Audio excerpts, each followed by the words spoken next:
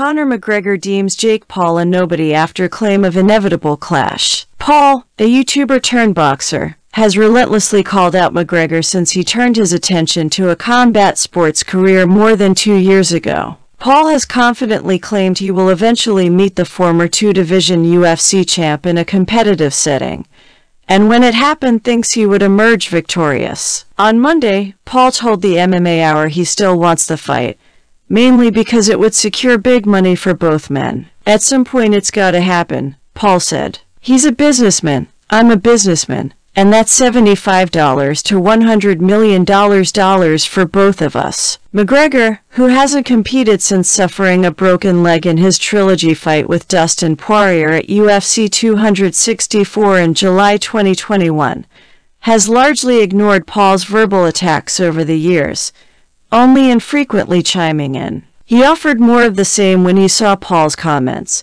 except this time he took a firm shot at Paul's drawing power to command such a hefty payday. Paul, who holds boxing victories over former UFC champion Tyron Woodley and former Bellator title holder Ben Askren, will return to the ring on August 6 when he meets Hassan Rahman Jr.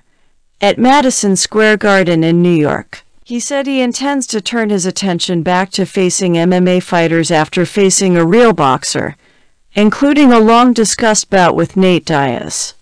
Now, a couple of times we've seen it. Do you feel like we are inching closer to this crazy dream actually coming to fruition?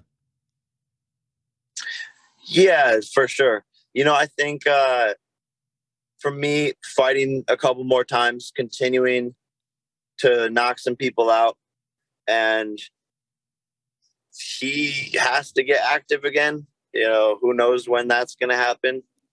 So I think those two things need to happen. And then at some point it's got to happen.